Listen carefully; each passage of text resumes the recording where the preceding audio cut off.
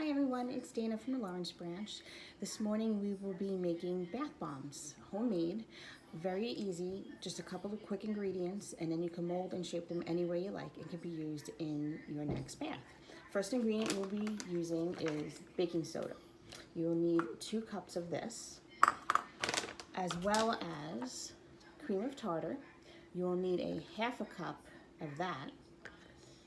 In addition, you will also need to use a carrier oil, which I have a coconut kind, and for this we will need 1 tablespoon. So we add that to the mix.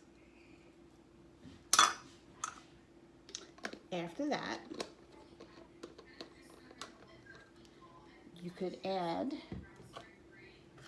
food coloring to give it some color. So when you take your bath, the water will turn the color of the color that you choose now.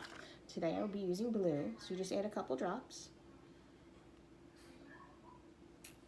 Once you get the desired color that you like, you could put that down.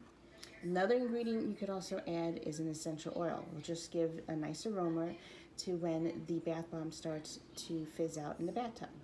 Today I'm using lavender, which is also a very soothing scent, so it will be very good when you go to take your bath.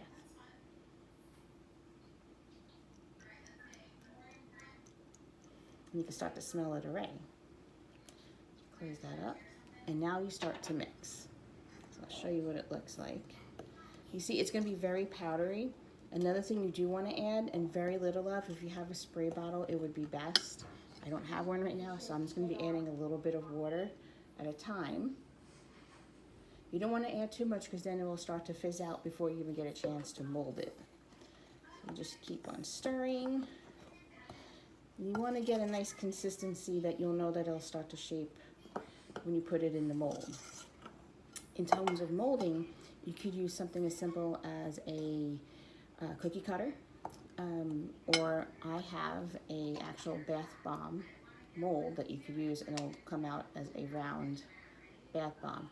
In the past, I've also used a silicone mold, which made different shapes, just as long as you give it time to set before you use it. Otherwise, it will crumble before you have a chance to take a bath with it. Now, as you start to stir, you could see that the color is taking shape. If the spoon doesn't work, you may want to use your hands just to help give it some texture, get it to start sticking together. Now, the amount of bath bombs that you make will depend on the shapes and the sizes of the molds that you use. You just need a little bit more water. And a little bit more water. I got this for Christmas, but I just started using it. Start screw it up. And now my once white bowl is turning blue. So, in the past, when I've made one batch of this, I've gotten a ton of bath bombs out of it because I use small molds. With the mold that I'm using today, I probably won't get as much. So when you do it, you just place it in the mold and you want to pat it down.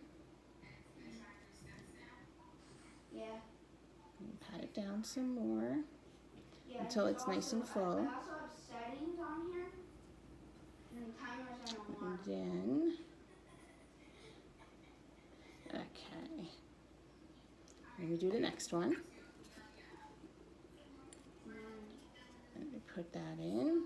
And you can see I'm packing it down nice and tight. You don't want to make it too loose because if you make it too loose, it will come apart and you won't get a chance to use it in your bath before you're done. Okay, so now that it is all done, stick a little bit more in. Pat it. You want to make sure it's patted down nice and tight. And then you stick both sides together.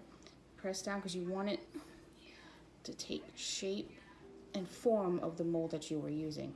If you don't happen to have one of these, you could use cookie cutters like I said, or you could just make a hand shape. And then as soon as you're done making that shape, take it out of the mold, and as you see, it did start to take. Very gently, I want this to take. And there you have it. a bath bomb.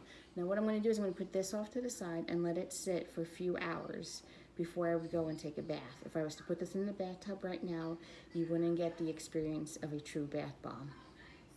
So there you have it. How to make your very own bath bombs at home. Have fun.